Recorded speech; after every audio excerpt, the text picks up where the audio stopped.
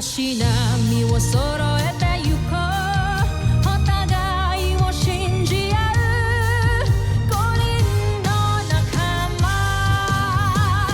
まるでスファイブに預けた命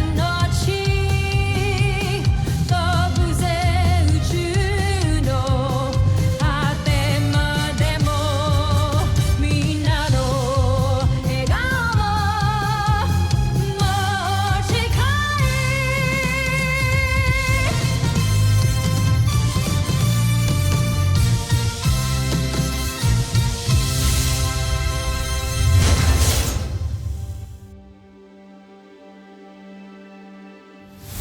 Ang nakaraan sa Voltes 5 Legacy.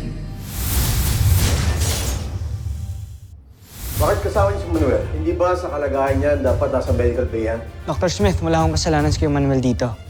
Kami hong nagdala sa kanya. Pagtayo niyo yan, ayokong iikot-ikot yan sa camp. And pardon me, tomorrow morning, kailangan ka nang umalis. Aalis na ako kapag lumiwanag na. Buti nandito kayo. Sakto may good news ako. Umami na ako kay Jamie. Congrats, bro. Gusto mo rin yung sinasabi niyan, Jamie, no? Dapat ba ilaban ko? Kahit mag-away kami ni Mark? Hindi mahalaga ang ibang tao. Wala ka dapat isiping iba kundi ang kapakanan mo. Still looking for clues kung tao ba talaga o hindi yung bisita natin, Dr. Smith.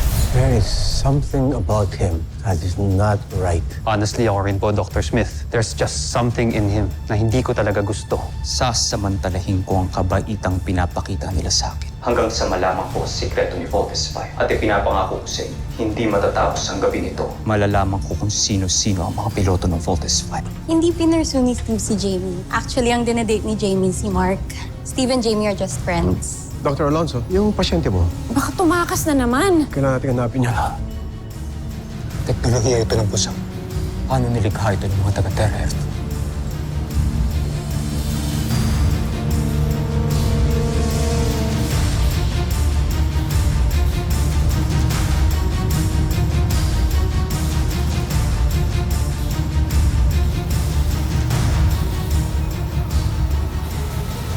Voltes 5.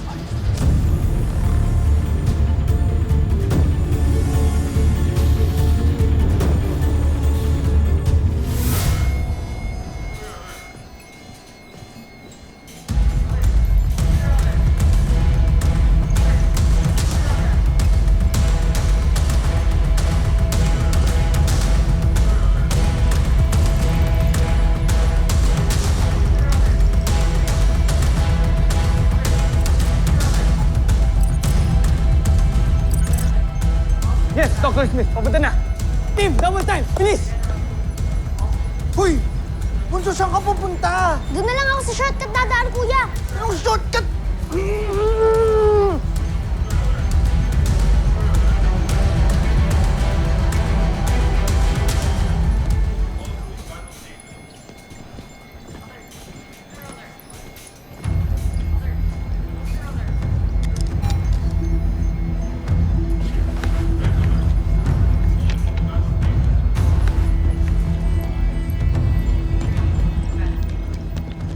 Dr. Smith! Ano ang problema? Oh! Ang bilis mo naman, Little John. Nawawala ang kaibigan ninyo. Pinapahanap ka na. Baka umuwi na siya. I don't think so. Hawak pa ni Dr. Alonso ang kanyang medical release. At hindi siya makakalabas ng camp nang wala yon. Bakit po kailangan pa natin magpaalam? Parang napaka-big deal naman po ata na nawawala si Manuel. It's not as if napasok pa tayo ng Brazilians. Who knows? Kung Brazilian nga siya. Adaw, take this squadron. Kami na nila komiso sa upper deck. Yes, sir. Good, let's go.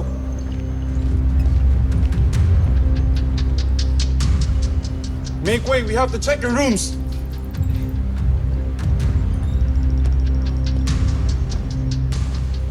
Baka may trouble na naman eh. Pinasok na kaya tayo ng mga aliens? Excuse me, ano ba nangyayari dito? May hinahanap kaming taong labas. May nakita ba yung pumasok dito? Ha? Wala po. Wala naman. All clear. Sige na. Bumalik na sa mga kwarto ninyo. We still have to search the other areas. Yes, sir. Tara. Tara. Ingat ka ta daw! Stressful talaga dito sa Camp Big Falcon. Buti na lang, happy ako. Why? Single pa rin si Steve. Hindi sila ni Jamie. So ano? Akala ko ba move on na tayo kay Steve? Ayoko yung smile mong yan. No, you don't. I still love him. Okay? At kung wala sila ni Jamie, maybe I still have a chance with him. Okay. Sige, go. Bahala ka. Si Kuya Manuel? Isang alien? Imposible naman. Oo nga po. At saka, di ba, Dok, nakita naman po sa scan na tao siya? You're being so naive. What if nagawan lang ng kalaban natin ma-bypass yung scanner natin? I agree. Kayo ba? Hindi ba kayo nagtataka sa mga kinikilos ni Manuel? Lagi na lang siyang tumatakas sa medical bay. I'm sorry, Dr. Smith. Pero masyado ho tayo nagiging judgmental dito. If he's an enemy, then ngayon pa lang meron na ho siyang ginawang masama. Sa totoo lang, para siyang kapatid sa amin. Hindi ako pwedeng magbakasakali. I cannot put this camp at risk. At lalong-lalo na kayo. Kayo ang last line of defense. Kapag may nangyari sa inyo dahil sa kapabayaan nating lahat, who will protect our planet?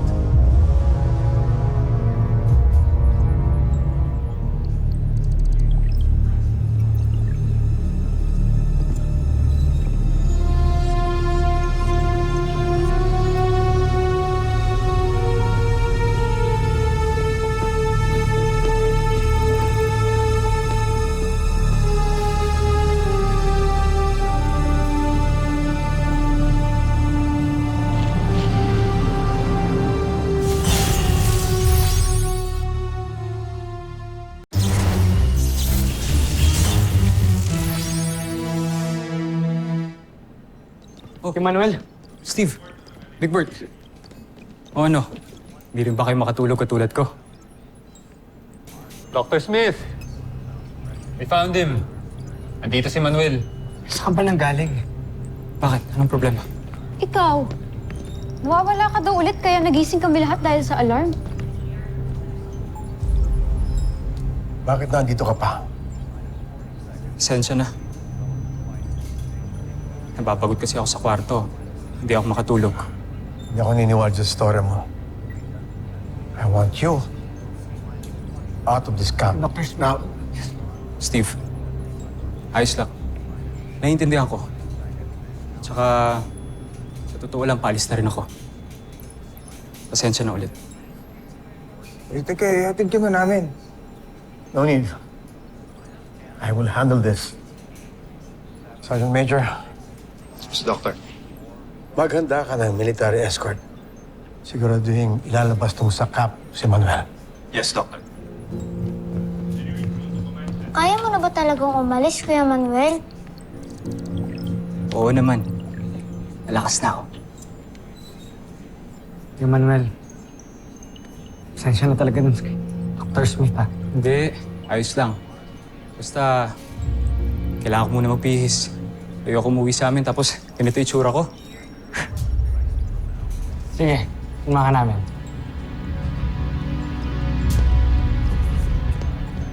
Mark, saan ka pupunta? Susundan ko sila. I don't trust the guy.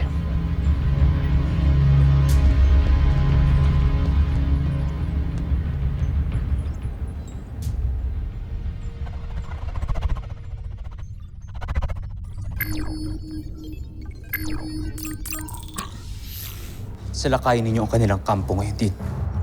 Ngunit, mapanganib yun para sa inyo, hindi ba nandiyan pa kayo? Joffrey, mas makakabuti siguro kung bumalik muna kayo dito sa ating himpilan. Hindi pa ako makakaalis. May kailangan pa akong kumpirmahin. Kaya kailangan yung sumugod ngayon nang makumpirma ko kung sina Steve nga ang tunay na piloto ng Voltes 5.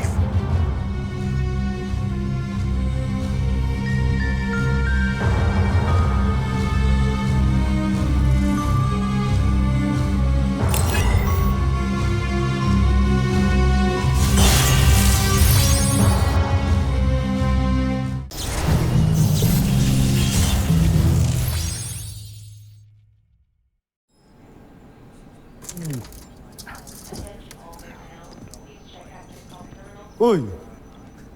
Makain ka na naman? Nagugutom ako eh. Kakain mo lang ah. Nagugutom na ako.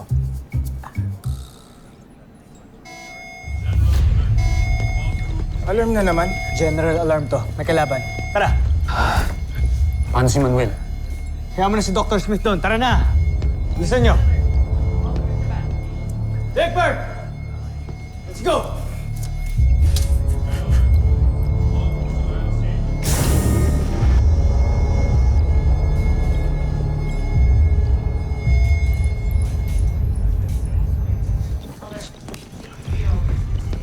Dr. Smith!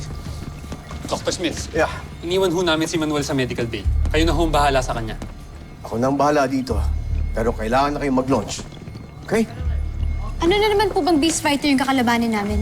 It's not a beast fighter, but a skull ship. Same ship na nakasakit sa mama niyo dati. Okay, so go to the launch conveyors na. Go, go, go, go. Yes, Doctor. Pawasakin namin yung skull ship na yun. Yes.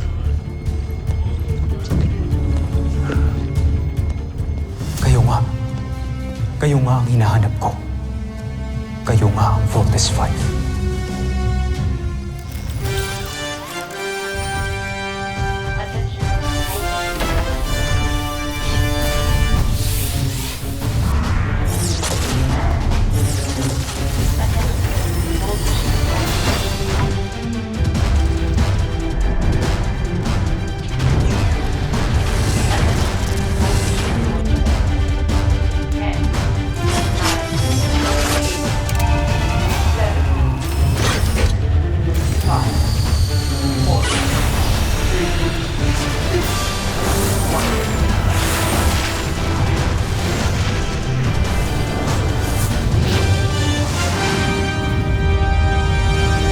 Ayan na, Kamalan. Nakikita ko na ang Voltes 5 na palis ng kanilang kampo. Manda kayo. Kancho Aita. Draco, makinig ka sa akin. Huwag mong aatakihin ang Voltes 5. Magpahabol ka lang, saka ka tumakas. Ngunit, Joffrey, buong akala ko yun ang pinunta ko rito. Pinalusob kita para malaman ng katotohanan, yun lang. Nalaman ko na. Nakumpirma ko na. Kaya sumunod ka na lang sa aking utos, Draco. Masusunod, Kamalan.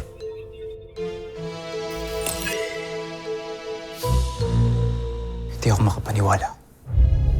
Sina Steve. Sila ang Voltes 5.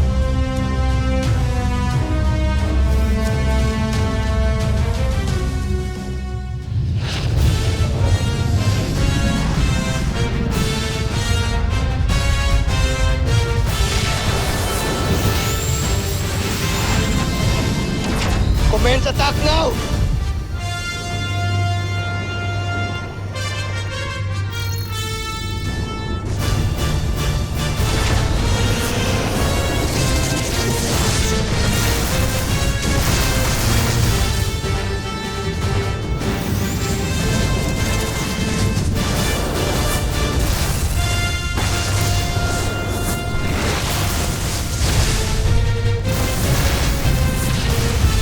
Multiple direct hits!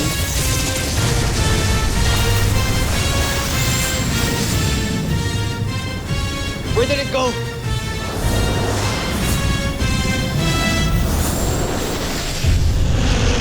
Weird! Bigla-bigla na lang nawala yung kalaban.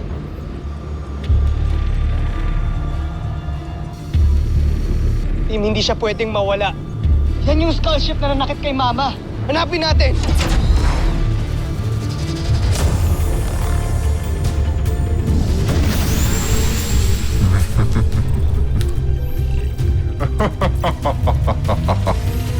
Naisahan ko kayo, Voltes 5.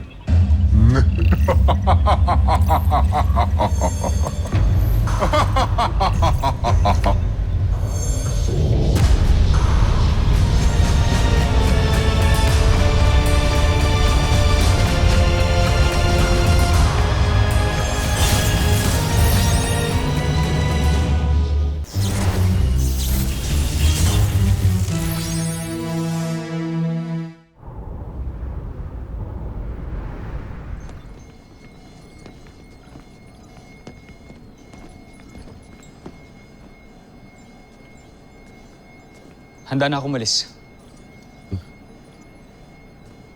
Ano nangyayari? Bakit tumunog na naman yung mga alarma? None of your concern. Sumama ka sa kanila, hatid ka hanggang sa main gate, doon mo na hihintayin yung sundo mo. Let's go.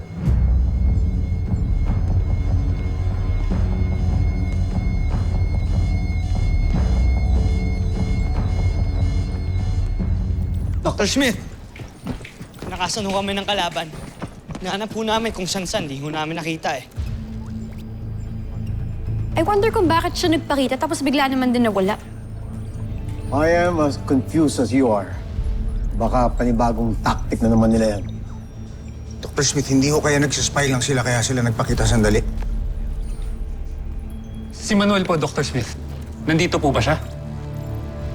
Sinundo na siya ng military escort kanina. I believe he's on his way out.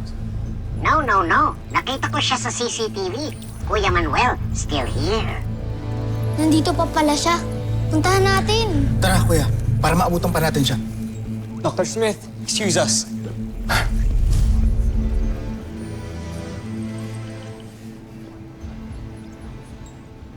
Sobra po yung attachment nila, Dok, sa Manuel na yun, no? Yan din yung napansin ko.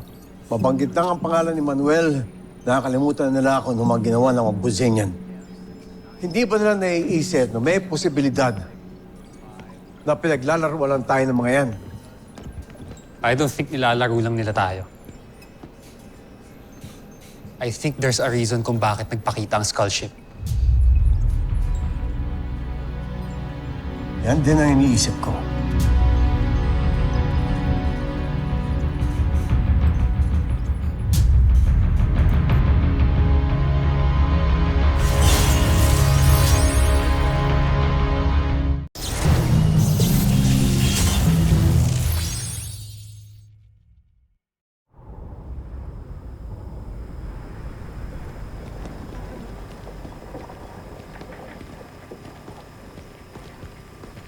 Kuya Manuel, wait! Hatid ka lang namin sa pier, kuya. Hindi na, wag na. Mahaba na ang araw niyo. Papahinga na lang kayo. Bago ka umalis. Para sa'yo, Kuya Manuel. Send off gift ko yan sa'yo. Matagal ko nang to yan, pero sa'yo na lang. Para maaalala mo kami lagi. Yung si kasi yung nagpapaalala sa akin kung paano kita nakilala.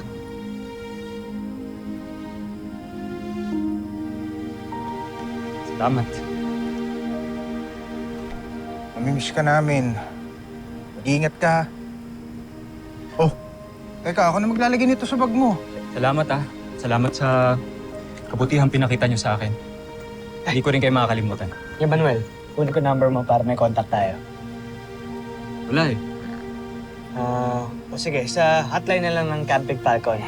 Just give us a call kapag meron ka ng cellphone, ha? Sige. Paano ba yan? Sa muli nating pagkikita.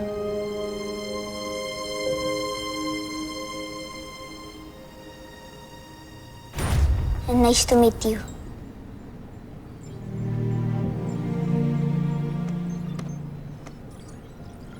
Kuya, don't be rude po.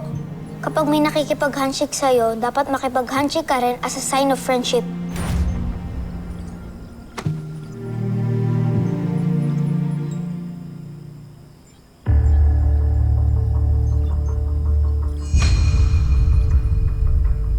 Bye, Kuya. Ingat. Sir, andito na po yung escort niyo para sa transport niyo.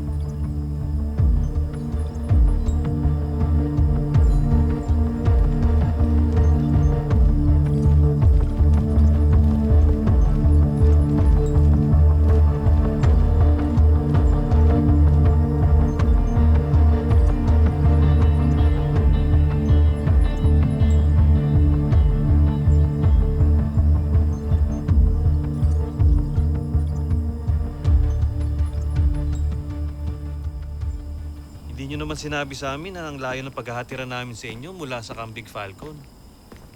Akala namin, sir, sa pier kayo magpapahatid. Bakit umabot na tayo dito? Oo nga eh. Nasaan na ba tayo? Sir, sigurado ka ba dito ka susunduin? Oo. Sigurado ako.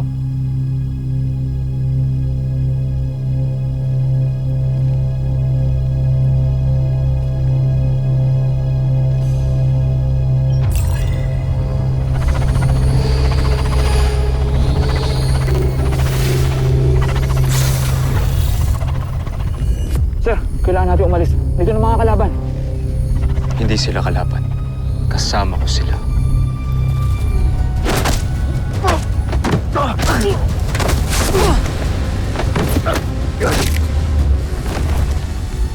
Gusayin yan ka!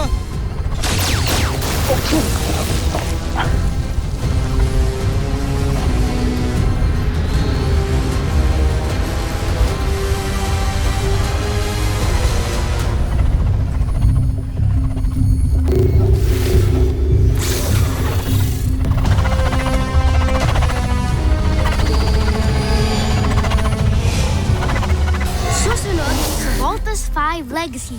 Kamusta naman ang misyon nyo? Ano pa nga bang inyong asa, kundi tagumpay? Dahil kilala ko na ang Voltes 5. Alam ko ang kahinaan nila at gagamitin ko yun para talunin si Voltes 5. I'm sorry. Sorry for? I'm sorry. Alam kong nasaktan ka. Gusto ko sana mabalik yung dati. What's going on here? Hanggang ngayon, hindi mo pa rin natatapos ang mission mo! Ipapadala ko ng papalit sa'yo. Bigyan niyo pa ako ng konting panahon, Joffrey. Makakaasa kayo, Joffrey. Alam niyong susundin ko ang lahat ng ipag-utos. Tatapusin ko ang lahat ng hindi kaya magawa ni Santos. Dr. Smith, may pumasok ng unidentified spacecraft sa outer orbit. Sino ka? Isa ka bang kalaban o kakampi? Bakit hindi pa natin i-take down? Ano pang hinihintay natin? This is Dr. Smith. Please identify yourself or we will be forced to shoot you down. Do you copy? Huwag kayong magpapaputok. Hindi ako kalaban. Ako ito, si Ned Armstrong.